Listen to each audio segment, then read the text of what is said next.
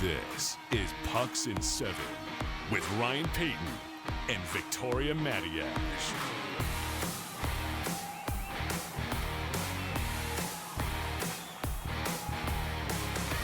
And this season, we are excited to team up with Sprott Money, Canada's leading precious metals dealer since '08. Whether you're just starting out or have an established portfolio, Sprott Money has you covered. It's not just gold seeing gains, silver demand set to exceed 1 billion ounces by 2025. Use promo code PUCKSIN7 for $10 off your first purchase.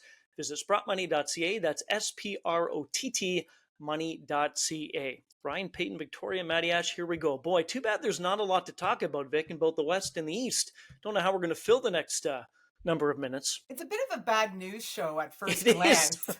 It's like, I'm already depressed and we haven't even started yet. This is lousy. But I actually, I was taking a deeper look at it, or Yes. a more invested look at it. And even though it sounds like there's a lot of bad news out there, none of it is as bad as it could be. Fair enough. And there are a few silver linings here and there, and we're going to get to that all very shortly. But we can start right off in Boston, where there's no silver lining now. Why are we starting in Boston?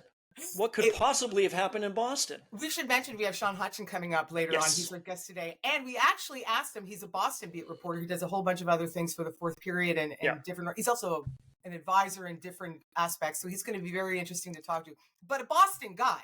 Yes. And we actually invited him on the show before Jim Montgomery got fired.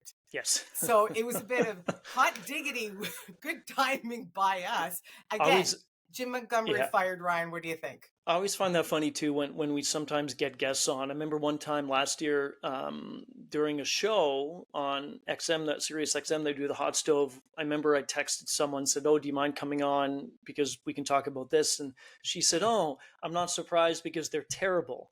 So her mentality was, "Oh, you're only calling because they're bad." Well, that's not why we were calling. But the point is, to your point about, we did this before Montgomery. Okay, so I'm just going to be nice and simple with this. Jim Montgomery's a few things stick out with this, and then we'll go into much more about this with Shawn. This was inevitable. When you end up losing to one of the worst teams in hockey, that's going to be pretty much your ticket out if you end up getting whacked, which they did, and you're already discussion about being let go and being fired. I think he lost the room, or more specifically, I think the players started to tune him out.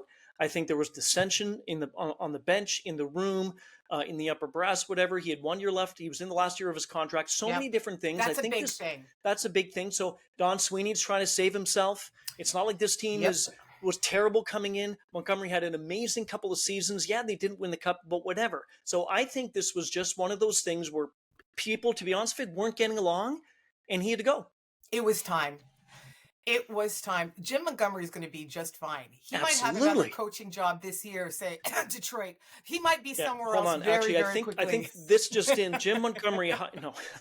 Not quite yet. But Jim Montgomery is a good coach. He won the Jack Adams 2 years ago. Nobody's saying that he's lousy at his job, but he was lousy in his current position because he wasn't communicating and they weren't listening anymore. And you can't fire, the old saying, Ryan, we said it 1,000 times. You can't fire 27 players or whatever number it is, but it's much easier to fire one guy. So it was time. The Boston Bruins are in trouble. This was supposed to be a playoff team. They are not a playoff team. They have a sub 500 record, and we're going to talk to Shawn in depth more about this, but they're going to have to figure it out because it wasn't just the coaching. It's the on-ice personnel, and there are other issues going on there. Everybody is underproducing right now, from the star David Pastrnak on down.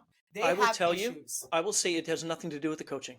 Nothing to do with the coaching. This is all on the players on the ice. That's often the case. I think that's what often I feel. The case. But sometimes it's, but I just think for whatever reason, anyway, I feel badly every time a coach gets let go. It's part of the business. It is part of the business. And he will get back on track. We'll do Shawn in a bit. We'll get more into that with him. So he's gone. Yeah. You and I have talked about Mike Sullivan possibly being let go at some point. Any other coaches maybe on the hot seat could be next? I think Detroit's an issue, don't you? Lalonde, eh? Yeah. I mean, unless... Do we think it's Patrick Roy's problem? The Islanders are a Patrick Roy problem? Because I don't. No, I don't. Do you think when you look at the way that Detroit is currently constructed with the talent they have right now and the fact that they're not taking that next step as we anticipated they would, So now who do you blame for not getting the best? They're not scoring, Ryan. They have people to score. No. They have scored the fewest goals. At last check, they've scored the fewest goals in the Eastern Conference. And when you have a team like the Islanders, who would score more than you, and you have good players on that team, Raymond, Dylan Larkin, and there's guys on the back end who can contribute as well. The goaltending should be better. All of that coming together, I do wonder. Again, not saying that Derek Lalonde in a vacuum is a bad coach, because he isn't, but it isn't working out right now in Detroit. And if I had to put money on it, I'm never going to bet on anybody getting fired. I think that's cool. But that's pretty mean of you to even think that. Well, people do though. People do. I'm just talking about you. I'm not talking about. I'm talking about you. Okay. But if I had to, he would be my pick right now.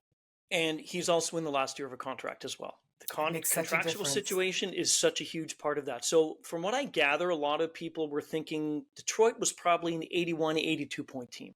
Right now they're on pace for, I think, 73 or 74, something like that. You mentioned about the goals. They're not scoring 5-on-5. They've scored just 22. That was the second.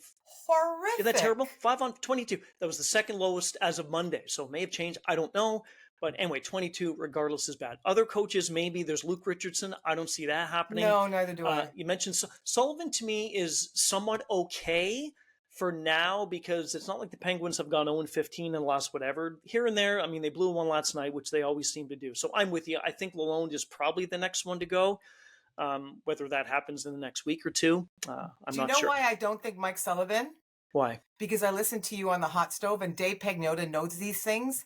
And he comes out and says Mike Sullivan is not getting fired. He has the insight and I don't. That's true, but sometimes DP's been wrong. I'll tell you that. Sometimes he's been wrong. We'll see. Alex Ovechkin, I got a bunch to say about this. Terrible to see the injury the other night. He was on pace to score 800 goals this season, I think. He was on that roll. Give or take 2 or 3. Give or take minus 802, 803, 795, whatever it is. But he certainly increased the ability to pass Gretzky at some point this season. And then he gets hit, awkward hit, just kind of a hockey play that, whatever.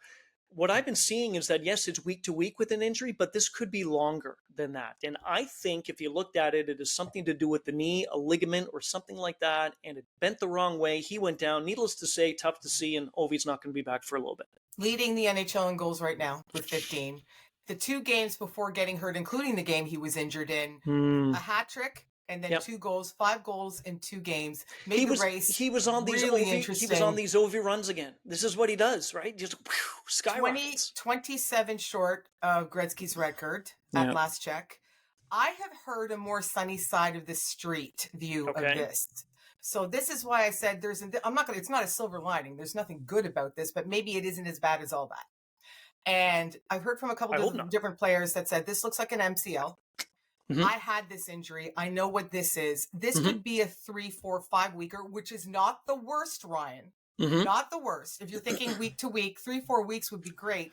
And they all also mentioned that Ovechkin's a machine. If anybody is going to heal, he's like McDavid in this sense. He never gets hurt. He doesn't get hurt, but he probably does get hurt more than we realize, but he just heals lickety split. Russian machine never break, right? So he's going to heal quicker than, never mind you or I, but even other hockey players, that if it is a timeline of 4 to 5, maybe we are looking at 3 to 4. Maybe we are looking at not necessarily back by Christmas. Fingers crossed. But right after. Yeah. And then if he can score 15 goals in just a little over a month, he can score 27 in 3 months. And he's going to have 3 months to score 27. So everybody all, wailing about, the record's not going to get broken this year. You don't know that. No, you don't know that yet. It might not be if he's worse off than we think. But if this is 3 to 4, 4 to 5, then he's still breaking the record if he comes back good and healthy. I have an issue with what Tom Wilson did after that. I knew you would. I did. And here's the issue I have. And it doesn't matter if it was Tom Wilson. It doesn't matter if it was, I don't know, anybody else, one of these tougher guys in the National Hockey League. But when McBain hit him, I've looked at the play 100 times. There was no intention. No. There was nothing. I understand if there was a check from behind, or if it was, you stick the knee out, all that. Then, yes, the tough guy on the other team should help the code or get the code involved and go after so-and-so. There was no need. There was no need for Tom Wilson to do that. I don't see the point of it. If he's going to just say, again, look how tough I am. You hurt my star player. No, you didn't mean to, Tom. It was a complete accident. And if it wasn't an accident, he should have looked on the ice and saw all four of the other guys not doing anything. They didn't go after McBain. They didn't see anything. There was no intent. So I have a real issue with that, only because say McBain got his you-know-what kicked, and say something happened to him. Say he fell down, knocked out, whatever. I'm not trying to be grim, but I'm just looking at that fight did not need to happen if the result was bad on McBain's part. I agree with you, but we also know that Tom Wilson is a hothead, and the fact that he doesn't commit this as often as he used to anymore, it is stupid. It's also not going away. They're going to continue to enforce the code until you and I are dead and buried in the ground. This is not changing anytime. Enforce the code, though, not in that way. Enforce the code if there was intent. Emotions run high. They look over and say, "There's Alex Ovechkin." I understand that. He was on the bench. He saw the replay. This is a stupid thing by him. I just, it bugs me. Anyway. What do you think of Austin Matthews? You have on the lineup, and again, I love how you do it. Not alarming. So he's going to Germany. He's going to get retooled. He's in Germany, going to get looked at, and he's visited this clinic before during his time. This is a good time to do it. The Leafs don't have a lot of games coming up. I think 3 in the next 13 days. Yeah. I am alarmed by that, to be honest with you. What do you think? But Brad Treliving told us not to be alarmed, and he said it like 3 times. So we believe everything that the GMs and everyone say? We have to listen to somebody. I was watching Twitter yesterday. It came across Matthews going to Germany for treatment. My first reaction was, ah! And then I read a little bit more about it. Okay, he's going back to visit. It's more of a checkup. He's going to see his doctor that he's seen in the past. No, the Leafs are still not going to tell us what's bothering him. Wrist or back. They did. They did. No. Yeah, Treliving said it's the thing. He said he's going to get the thing. So when my thing hurts, I'm going to Germany. Yeah, if my thing hurts, I'm going to Germany.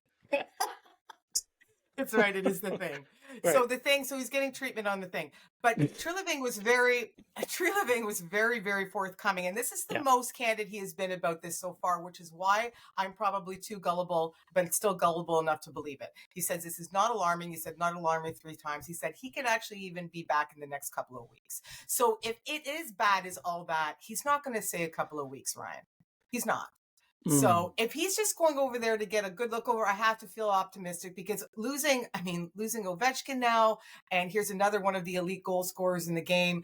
Toronto's not missing him. Toronto's not missing him at all. They're playing better without him. I still want to see the league is better with Austin Matthews. Of course. I'm not saying it's not. And you don't need to be a Leafs fan to appreciate that. And also, you don't want this to be chronic. The fact that they said that once he's going to be fixed, I can't believe that. This has been something, whatever the thing has been dealing with for a long time. It has been. Anyway, well, hopefully I'm with you. Matthews, come on back and be healthy because the league's a way better way better league. With all the stars.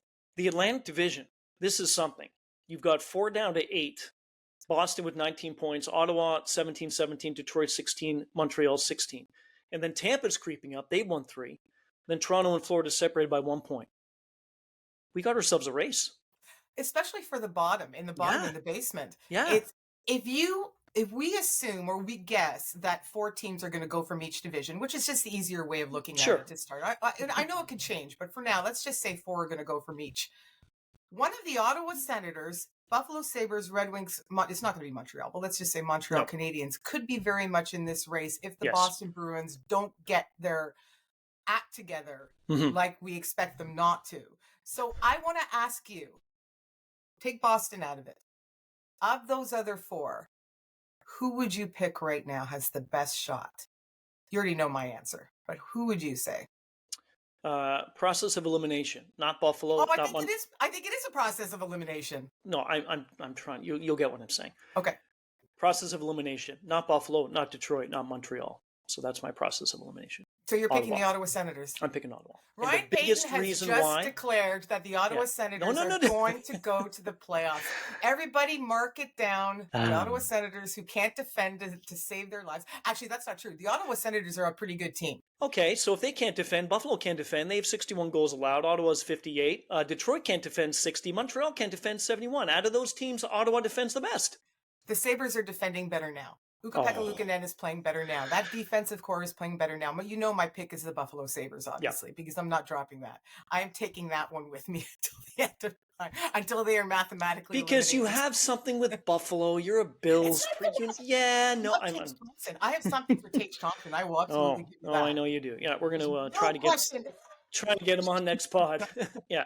Oh, for my birthday, please. Imagine. Yeah, it's coming up. It's coming up. You're turning 31. That's fantastic. Yeah. Carry Again. on.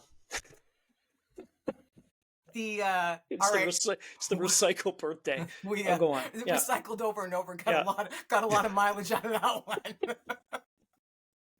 I'm gonna go with the Sabres going with them. But our point is, now, it's fun because even fans of the Montreal Canadiens who have Patrick Laine coming back soon say Montembeault was fantastic the other night in the between second start of the season when he plays well. My goodness.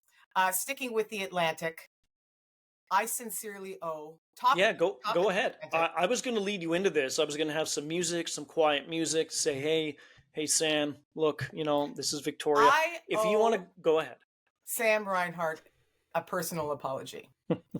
After Sam Reinhart scored 57 goals last year, I called it a rather fluky, not completely. I'm not saying he didn't earn it, but it was out of character. It was anomalous. There isn't any chance that Sam Reinhart is ever going to see a number like that again. I thought, good 40, 45 for sure. He wasn't going to drop down significantly, but 57, anything over 50 just wasn't going to happen. And Sam Reinhart is absolutely sticking it to me large right now. Crushing it. He is crushing it. He's crushing my my assessment of my prognostications of what he would accomplish. So I do owe Sam Reinhart an apology, and also just watching him play. And I do watch a lot of Panthers if I can. Last night was really good against Winnipeg. But I do watch a lot of Panthers if I can. And the way he's scoring them too, super legitimate. The guy signed a bargain deal now, an extension with Florida. They are getting their money's worth out of this character. It just apparently, and I know we've seen it before, Ryan, it took him a little bit longer to get there than other players in the NHL, to get to that. Everybody was waiting for him to do this for years and years and years in Buffalo and elsewhere, and he finally has. Good for him, and now he's a player to be celebrated and to be spoken about with Matthews and McKinnon and Draisaitl and McDavid. He's right up there now in the goal-scoring department, and he deserves his due. I hope when you said that about him that he was just a, flash in the pan kind of thing wasn't going to happen. I hope that didn't break Sam. Flash in the pan. Easy there, cowboy. That's what you were saying. I hope it didn't break Sam Reinhart's heart. Sure. I hope it didn't break that. 14 goals in 19 games, 57 and 82 a season ago, 31, 82, 33. So he hasn't dipped below 20. The shooting percentage, 29.2. Last season, he was at 24.5. That's a pretty good shooting percentage. So he's on pace for 59. And he's playing on a very good hockey team, which also helps. You put a great player on a team or a good player on a team, they become great. All right, we'll take a break. We will come back. Other side, we're going to go west. Some news out of Vancouver involving JT Miller. Hopefully he'll be okay. And a nice bounce back by the Jets. I said that they were done. They lost 2 in a row. That's it. Winnipeg's horrible. They're grounded. Blow the team up. Fires. There's the next head coach going to be fired is Scott Arniel. I'm kidding. He's going to win the Jack Adams. Of course, he already did. He did that 3 weeks ago. Shawn Hutcheon 2. Later on, we'll get back to Boston. Pucks and 7. Ryan Payne, Victoria Matiash, brought to you by Sprott Money.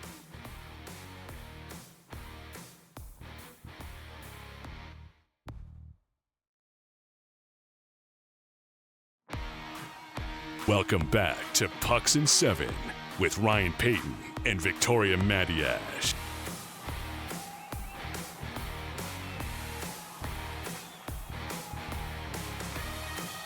And we are brought to you by Sprott Money. We know every dollar counts. We're excited to team up with Sprott Money, Canada's leading precious metals dealer. Gold is outperforming everything in 2024, surging to almost 3,600 Canadian per ounce. That's a 28% increase this year. Use the promo code PUCKS7 for $10 off your first purchase. Visit sprottmoney.ca. That's SPROTT money.ca. Give them a call, 1-888-861-0775. Shawn Hutcheon will join us next segment. We'll dive back into Jim Montgomery being let go in Boston, what this means, and all those situations happening with the Boston Bruins. We went east. Let's go west. A lot to cover. Of course, we get 7 specific topics or issues that we want to dive into, and we begin with a personal one, no pun intended, involving JT Miller in Vancouver. He is taking personal leave, and as we always say, it is the person before the player. That's more important. These people are human beings. They have families. They have other things going on. It's just a game, all to be considered. One of the better players in the league, though, it's definitely a loss for his team. We can also say two things can be true. He needs to do this because it's important. It's also a loss for the Vancouver Canucks. All we can hope for is when he takes the time off to get himself together, both physically and mentally, because something's bothering him physically as well. And then needs to get his head around it. Hey, man, we've all been there. We have all been there. And hopefully it doesn't take him too long and he's back in the game. But more hopefully, more importantly, he's feeling more himself and he's feeling better and he's feeling good. No, I agree. And I know that he was battling injuries in the preseason. He's been battling injuries for most of this season as well, but he's still playing pretty good hockey. So you're right. The physical side of things is one. The mental side, a lot of times when they leave, I think most of the time has to do with mental stuff. I will say this, and I'm not going to call whoever this person is out, but I really found this headline of the article really bothersome. I'm in a bothersome mood today. I had the whole Tom Wilson thing in the first segment. But the headline was Canucks $56 million star out indefinitely for personal reasons. You don't need to put the million. You don't need to put the star. A human being is having trouble. He will be back when it's ready to come back. That really got to me. I can already guess which publication that is, but again, there's no point in making any extra mention of it. I don't care if he's making 2 cents an hour. I don't care if he's making $2 million an hour. He needs to take care of himself, and that's what's more important. And we can all wait. We can all wait until he feels good again. Edmonton. I think that's enough on that. Okay, so look at you, you're Oilers, like flapping the wings almost. That was impressive. Okay. For those watching, Vic, extended left, right, kind of like there you go. Okay, go on. All right. Thank goodness most of our listeners are audio only, or else. They're going to be video now. They're going to be video now. Yeah. McDavid and Draisaitl reunited on a scoring line for the Oilers. Worked out really well against the Senators last night. It was a great win by the Oil. It was a very necessary win by Edmonton, I think everybody would say, against a team that they should beat. Ottawa Senators are good, but not great. So that's a win that they needed to get. And I love the discussion afterwards. Why don't they play McDavid and Draisaitl together all the time? And what some analysts are actually saying is, well, let's keep them together for now so they win a few games and then they can move the pieces around again. And I just find that a very interesting view of it. If they're winning more games with them together and the bottom nine are doing enough to support it. But they were pretty essentially responsible for most of the scoring in the 5-2 win over. 4 goals and 9 points. They combined 4 goals and 9 points. I didn't even think it was 4. I thought it was 3. Evan Bouchard with that. The 3 stars Evan Bouchard. But still. Oh, the Bouchard goal was beautiful. But 9 points over the course of the game, that's pretty good.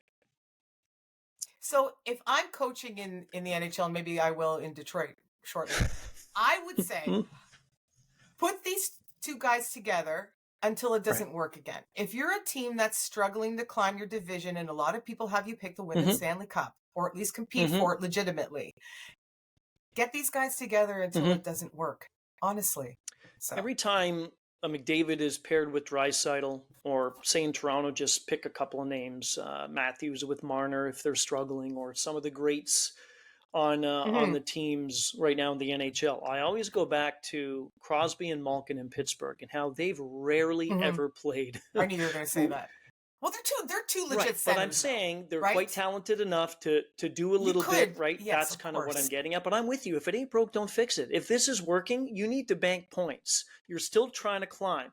Get points, get confidence, put McDavid and Draisaitl on for 60 full minutes if you need to. I don't care. Drill them with oxygen all the time on the bench. I think Leon is raising his hand going, okay, excuse me. You're benched. Healthy scratch, Leon Draisaitl. You're not listening? Yeah. Anyway, no, I'm with you. We're not coaches, but it seems pretty evident. Points are important, and the confidence certainly is important as well. I said the Jets were done after losing 2 in a row. I know. They're not. They're fine. You were being silly. Nice bounce back by the Jets. Did you not think that they were pretty much for certain going to win that hockey game last night? Of course. Okay.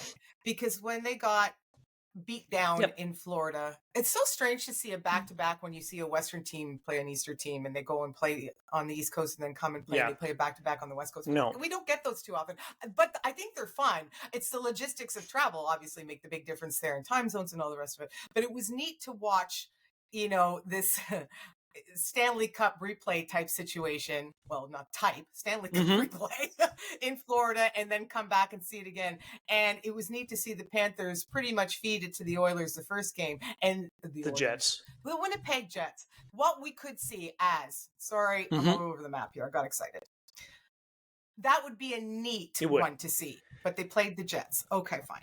So, but to see the best team in the league right now get beat, and then come back and absolutely redeem themselves in very convincing fashion from Kyle Connor, Scheifele, all the way down to the goaltending, right?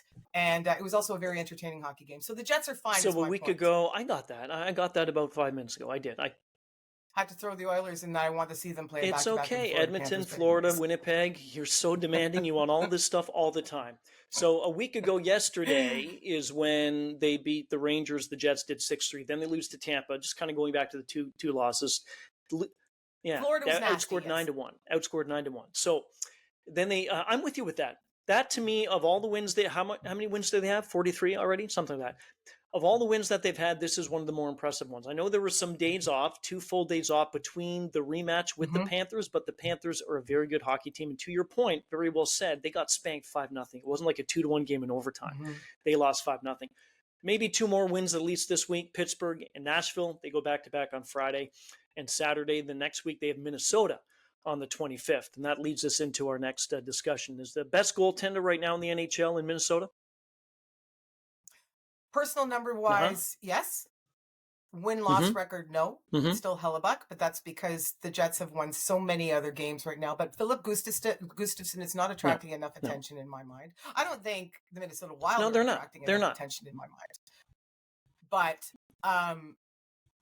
the fact that I just glanced at his numbers and he's top of the table when it comes to save percentage, he's top of the table when it comes to goals against average, and then you look at the Minnesota Wild's record, 12-3-3. And he's a big reason why. Also, Kirill Kaprizov is also a big reason why. And everybody else on the team is doing their job. But it's so interesting. We're already handing the Vezina to Hellebuck in mid-November when there's another player who doesn't have the wins yet. That's because of this undefeated start. That's because of all the more, to your point about the more wins than the losses. I'm with you, and I'm glad you brought this up because Hellebuck is obviously still the Vezina Trophy leader, I think. But how many times, I think we've talked about this a few times on this podcast, that we say the state of Minnesota doesn't get a ton of discussion. The Minnesota Wild do not get a lot of discussion. And it's too bad because there's a lot of great hockey that's come from the state of Minnesota. It's called the hockey. So why aren't we, why aren't they? And they're fine with it, I'm sure. I always think about this too. If I was playing hockey, yes, it'd be great to play in the limelight and you get all the media and all this stuff, but that is also rather annoying. If you play with a team that's very good and people maybe talk about you third, fourth down the list, I'm fine with that.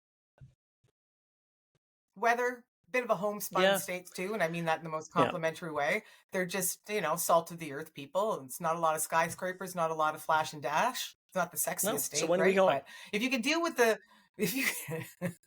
deal with summers are beautiful, by the way. If you can deal with the weather in the winter, I think that would be an ideal place. Gustafsson had 43 starts last season, Vic, and his goals against was .306, and the save percentage .899. He has 14 starts this season. He's won 9 of them. His goals against is basically a goal less, .207, and the save percentage up to .926. That's very, very impressive. The goals against down by 1. That's phenomenal. Do you want to? What sound does a wolf make? So in the lineup, we were going to talk about the starting netminder for the Calgary Flames. So I wrote out how I think a wolf sounds. So I wrote wolf. Yeah, and you wrote it out with A's, O's, and U's. Ow, yeah, something like that. Okay. Did you understand what we were talking about? I just wanted to hear you say it. Well, then I guess it's fine. Ow.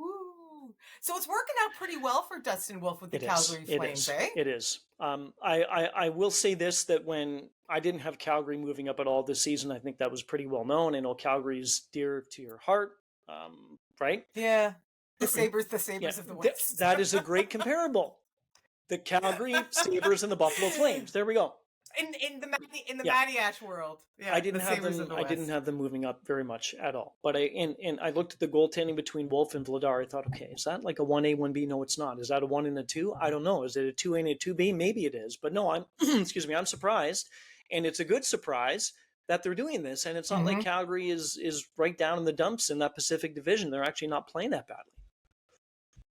In his last 5 starts, talking about Dustin Wolf here, beat Montreal, allowed only 2 goals. Had a stinker against Boston, doesn't matter.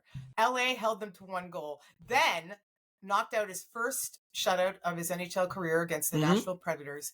And then what impressed me even more is when you put in a performance like that, and then you come back and you allow 1 single goal against the Islanders and win another tough one. And that's your rebound. I just find that super impressive. He's young. Everybody has been talking about him being the goaltender of the future for Calgary. He's a littler guy by goaltending standards. And he looks like he's 14, man. Like he looks like he's in high school. He really does. And if he can play this way consistently, now the Flames fans can really, really anchor themselves to somebody and look forward to a team that, okay, we have one issue resolved. We still need a couple of centers. One for sure. We need some defensive help. Got 3 really good defenders on that team right now, and they have some talent up front. But now you can pick away at that, and you don't have to look behind you. You know what's going on in the 7-3 in their last 10, which is I'm very surprised really good with that. Sorry, 7-3 at home. My fault. 5 wins in the last 10, but they only have 3. But they have a winning record. They in the do last 5-3-2, only 3 regulation losses in 10, which is fantastic. And they're in third. They're in third in that pretty weak Pacific Division. They're tied right now in points with the LA Kings at 23. Not nothing. Jordan Binnington, one of the greatest masked goaltenders I've ever seen, and I loved him growing up, was Mike Liut. I loved him. Oh, he was famous for that. Loved it. And I was looking a bit of it this morning, thinking, oh my gosh, I remember him like it was yesterday. Binnington now on the verge of Mr. Liut. He is chasing him down for most wins in St. Louis franchise history. This caught me a little bit by surprise. I thought maybe somebody else would be there, like a Curtis Joseph or somebody else, or would be amongst the mix. But I guess when you look at the history of St. Louis goaltending, there aren't too many career guys. Like it is like a Curtis Joseph who made a stop there. Even Mike Liu wasn't the entire, everybody sort of played there for a bit, but also played in Washington or in Boston or in Toronto or in Detroit, somewhere else, right? So it's interesting, but good on Jordan Binnington. He had the opportunity to tie Mike Liu for wins last night against Minnesota. He lost. Minnesota's just playing super duper right now, but we'll have the opportunity and we'll obviously tie the record and beat it relatively soon. And good on Mr. Binnington for that. That's quite a record you want to have if you are, one of the better netminders. Jordan Binnington's been there since 2017, 2018. So remember him coming out party when they won the cup.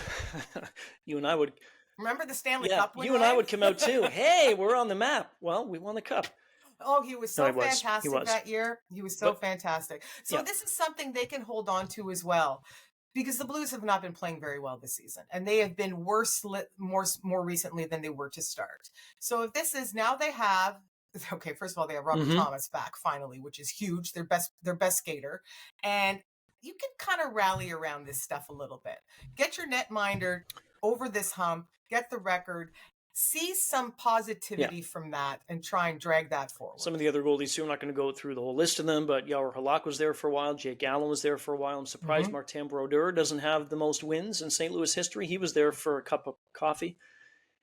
Last one before we get to Shawn Hutcheon and the Bruins, we'll go back to talk about Jim Montgomery.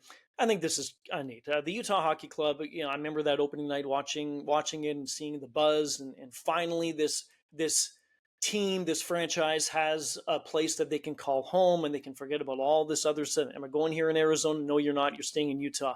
So they set some records last week. The jerseys went on sale for the first time. I want to ask you something about that in a second. April 18th was the new franchise. They didn't go on sale until Utah played the Vegas Golden Knights on November 15th. Fans lined up. They set a single-day sports event sales record at the Delta Center, which is incredible. I think it's fantastic. Nice story. incredibly nifty, and it's really super. It speaks to, I get it, by the way, because you're not only buying a jersey, you're buying a piece of history. You can tell your kids and your grandkids you were the first to do this, and there's very much something to be said for that. So also just getting the franchise, enjoying hockey in Utah, it's all part and parcel of all of it. But the fact that it's still a record-breaking thing is pretty neat, and it's something you can also hook your hat on. You going to get a Utah jersey? If I go to a game, yes. If I don't go to a game, no. I'd like to see what they're gonna do going forward. I'm gonna wait until they finalize a name. If they're gonna stick with the Utah Hockey Club, but if they don't, because I'm all for the Yeti. I want to wear a Yeti. I don't want to wear a palm tree, but I want to wear a Yeti. There's no rhyme or reason to your taste. What? Don't you want to wear a Yeti instead of a palm tree? What if the Yeti is yellow? We're going to have to talk about that. I'm going to give Ryan Smith a call. Whatever you do, don't make it yellow. All right. But just for if anybody doesn't realize, Ryan hates yellow. I dislike. Hates a tough word. Yeah. I'm just not a huge fan of it. I think anyway. Shawn Hutcheon is next. We'll go back into the Boston Bruins situation. We'll talk about Jim Montgomery being let go and go 77 seconds with Hutch as well. Ryan Paton, Victoria Matiash, Pucks in 7, brought to you by Sprott Money.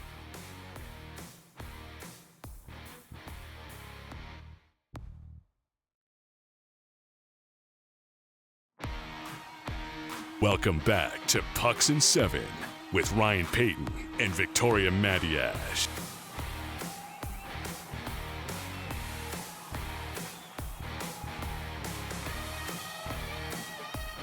Ryan Paton, Victoria Matiash, Pucks in 7. I wish it was happier times in Boston to have our next guest on, Shawn Hutcheon. We've had Shawn on the Hot Stove on Sirius XM 91 with myself, Dave Pagnotta, Dennis Bernstein a number of times, and Hutch has been doing great work for the fourth period since 2012, I believe, Hutch, if I'm not mistaken, so it's been a while. But unfortunately, things aren't going so well in Boston, but I hope you're doing better. I think I'm doing better. I hope so anyway. I hope so too. It seems to be the case for many of us here. What do you make of it all? This was the move, I think, that had to be done. It was rumblings of something going to happen, and I think that last loss to Columbus was just the cherry on top, if you will. Oh, absolutely. It was definitely the cherry on top. It as you said, it had been, well, it's lack of a better word, brewing for better. Well done. Perfect. Thank you. Well done. I'm learning from listening to you and the boys on Saturday mornings. But no, it had been, it was in the works, and since training camp. I mean, even Cam Neely commented on it last week that it was just kind of a disjointed or disconnected.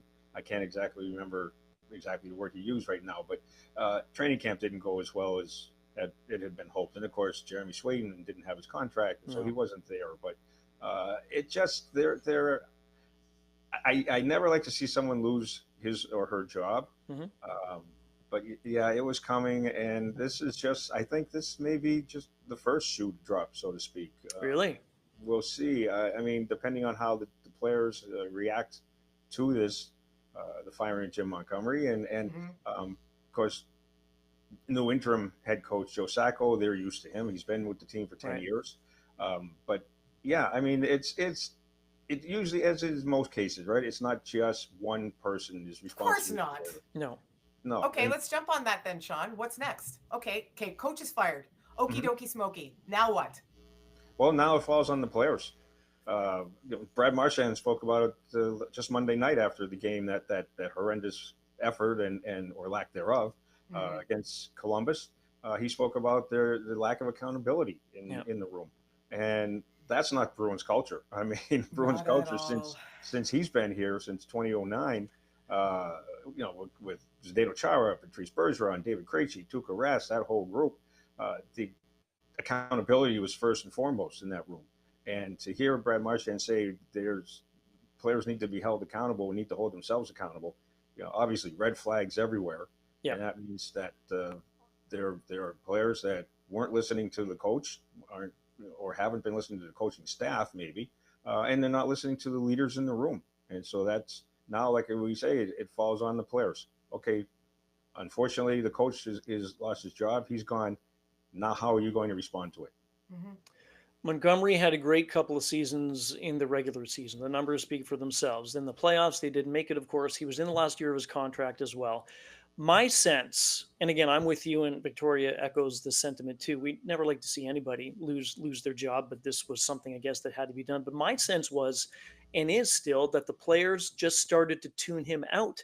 There was too much stuff going on the bench that we saw, very public. I'm sure in the dressing room there was a ton of it as well that we didn't see.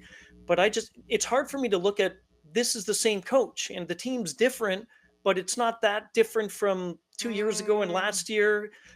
It's not that different to fire the head coach. Okay, it's not that different from last year. That'll give you. Yeah, and the year before that, it was the anomaly, 135. I mean, that was fantastic. But my point is that it just seems, Hutch, that the players were the ones that were pushing him out. I don't know if you agree.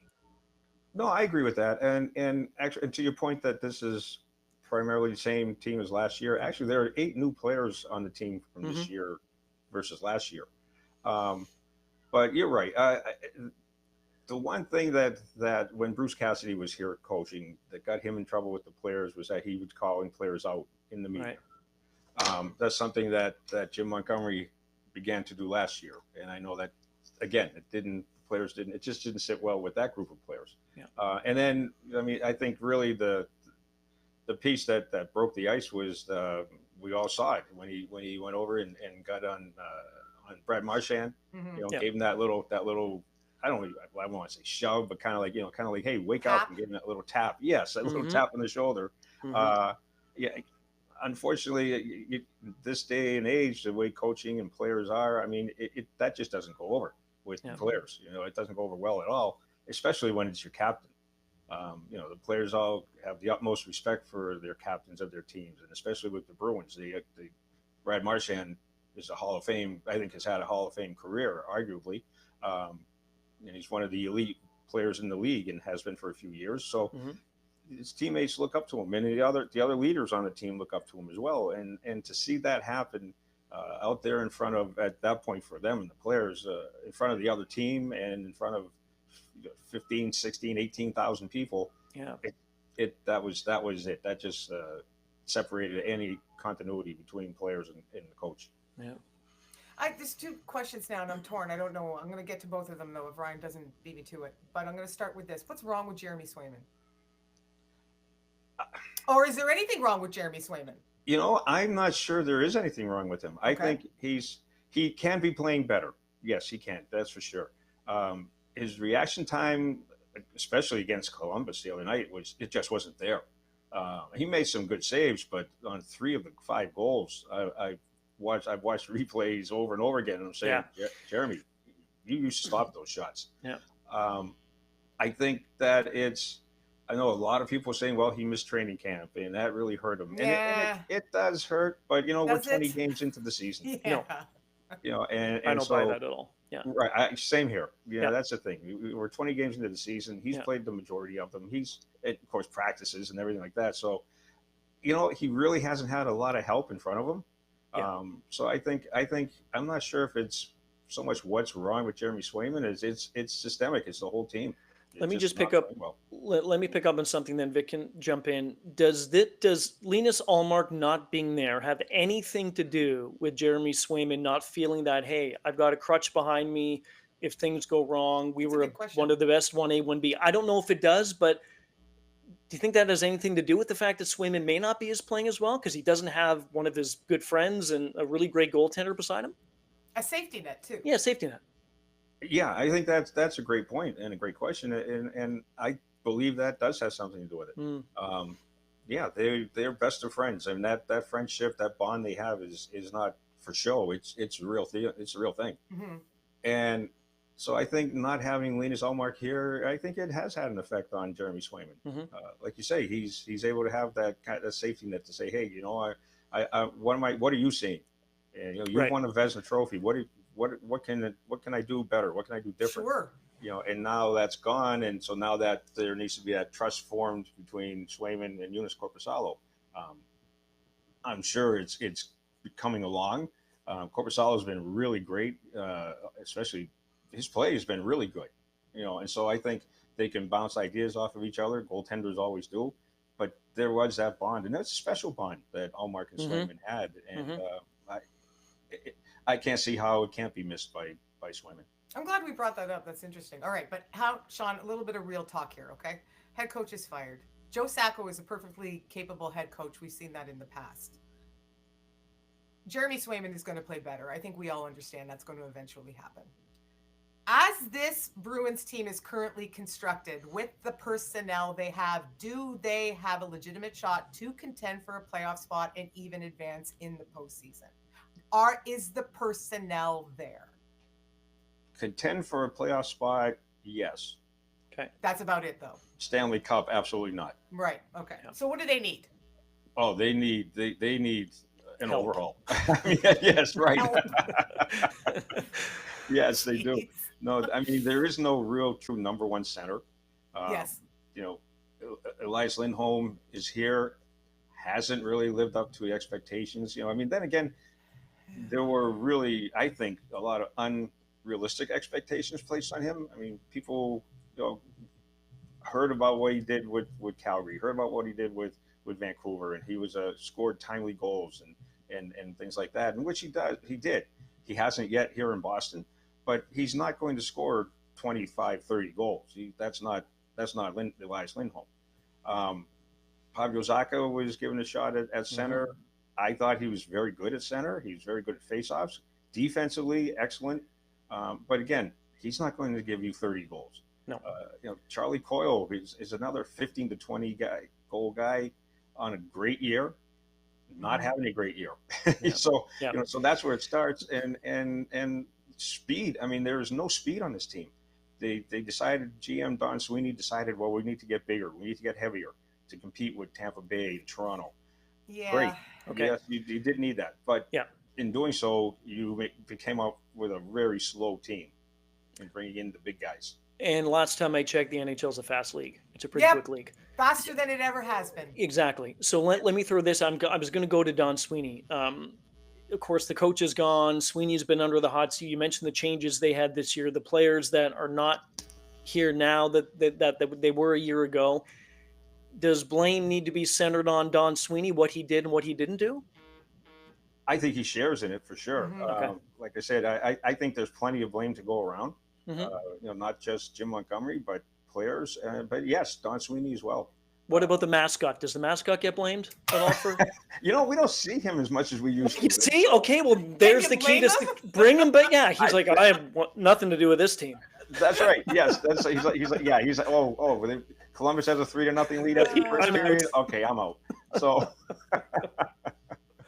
but yeah, no, you're right. I mean, it's Don Sweeney does share in the blame. Yeah. As for what I was saying, at before last year's playoffs at the trade deadline, he said we need to get bigger, we need to get heavier, and great, brought in Patrick Maroon, great leader, won 3 Stanley Cups. Yeah. He could barely move, Hutch. That's right. It was laboring. He was, and that was because of that back situation. Yeah. But and then he went out. Don Sweeney went out and brought in other players, and for this season, and like we said, it's kind of in the Patrick Maroon mold where these guys are big, they're heavy, they can play a physical game, but it's hard to play the physical game if you can't skate and catch the other players and your opponents.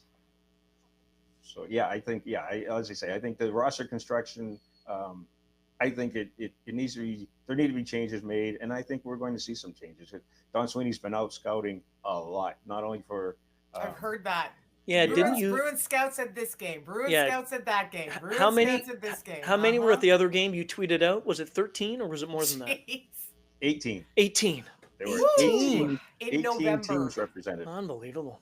Yeah. And so with Columbus versus Boston, I mean, I don't think they were all just window shopping. No, I don't think so either. No. All right. Before we move on to our game 77 seconds, which I know you're very much looking forward to. Let's end on a positive. Let's dump the Bruins just for a second. We'll see what happens with them. What's a team in the NHL this season that has impressed you more, come a little bit out of the woodwork and shown you something that maybe you weren't expecting? Washington Capitals. Yeah, I figured. Yeah. Easy. Yeah. Me I too.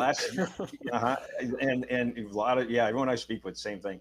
I mean, I myself, I expected that team to kind of just maybe compete for a playoff spot. Losing TJ Oshie is a big loss. Everybody thought I won't say everybody, myself, I thought Ovi is slowing down.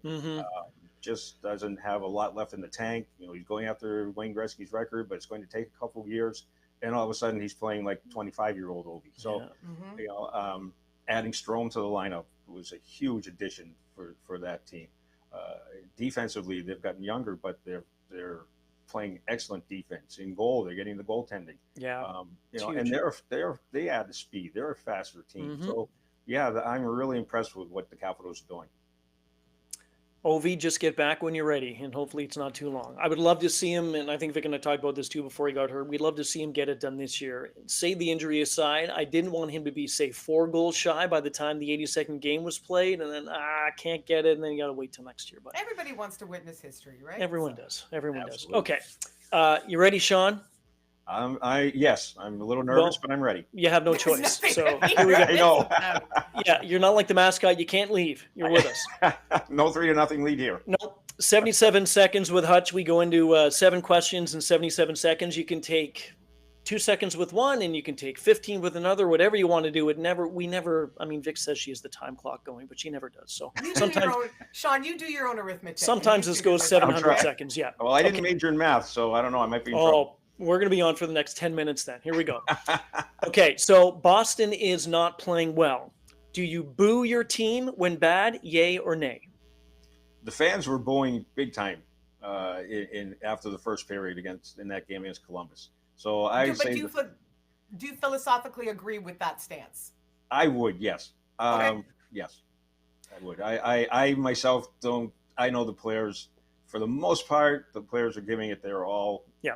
Maybe not so much that night, but I've never been a big proponent of booing. But there are times when I think it's deserved. You have to.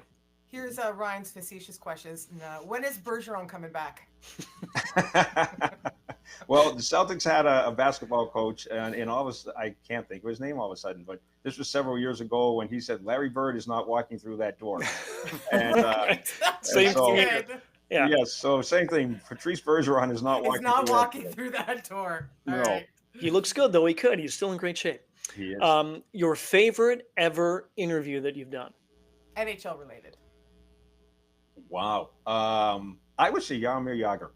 Okay. When he was I playing, can imagine. Yeah. Yes, when he was playing, and any interview with Zdeno Chara also, but I'll never forget. It was after when he was playing for the Bruins. Jagr was asked by a few people about his career and how he was getting up there, and I looked over. I said, do you ever plan on retiring?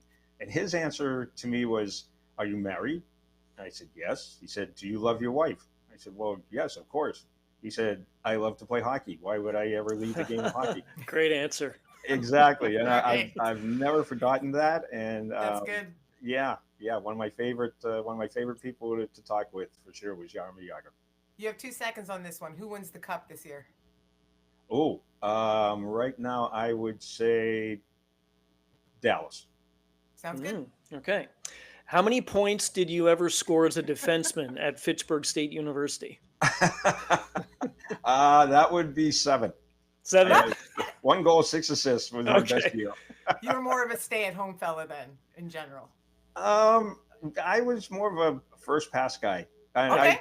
Hutch is a giver. Yeah. I was a giver. Yes, I tried to be the stay-at-home player, but I grew up watching Bobby Orr to show how old I am. So it was like, give me the puck, I want to go with it. But at 5'8", playing against guys who were 6'1", 6'3", 6'4", Sure. It was okay. Learn to move your feet and pass the puck quickly. So I just concentrated on that. That's great. Best thing to eat in the greater Boston area? Oh, best thing to eat. I would say the cannolis from Mikey's Bakery in the North End. Ooh, specific. Cannolis and Mikey's Bakery in the North End. Yeah, Vic, we're going, and Hutch, we're going to call you when we get there. Oh, please do. Last one. Favorite personal moment as a Boston sports fan? I would say 3. I would say the Stanley Cups in 1970, 72, and 2011. You're sticking with the Bruins then. No Celtics or Red Sox content whatsoever. Well, no, actually, you know what? Now you bring it up. Yeah, that 04 World Series. Also. I was going to say that would be my number one. Yes. The Ortiz World Series was really quite something else. It really was. And that was very special. And because to all of us, I should say, because that was, you grow up a Red Sox fan, and I had been living in the Boston, grew up in the Boston area since I was 8 years old. And so it was just, okay, great. We're going to have a good season, and maybe there might be a playoff game or two, but they're not going to win the series. We just knew every year of spring training, hey, look at the pitching, look at the hitting, but it won't be good enough. And very quick Victoria story. My grandmother, Gertrude Monica Barker, was diehard. She's since passed, but she's diehard Red Sox fan. And 2004, she told me afterwards, was the best day of her life. Mm-hmm. And I pointed out that she married my grandfather, who she loved for over 50 years, and gave birth to my mother. And she said those days were good too. Hey, she knows. She's a sports fan. So that's right. What that World Series meant to my family and my Nana in particular. Yeah, absolutely. Yeah, that was it. My dad, of course, grew up in Boston area, and unfortunately, he never saw them win World Series. Oh, I'm sorry. Yeah, no, it was so it was bittersweet, but it was a really happy night, the night that they beat the Cardinals to win the World Series. Some great memories in Boston. Hutch, you gave us some great memories with this. We appreciate it. And Vic and I will let you know when we're on our way for the cannolis that you were talking about. Absolutely. I'll clear the schedule and we'll meet there for sure. Text you well in advance. Thanks, Hutch, for this. Appreciate it. Oh, thank you very much. I really enjoyed it. This has been Pucks in 7, available on the SiriusXM app and wherever you get your podcasts.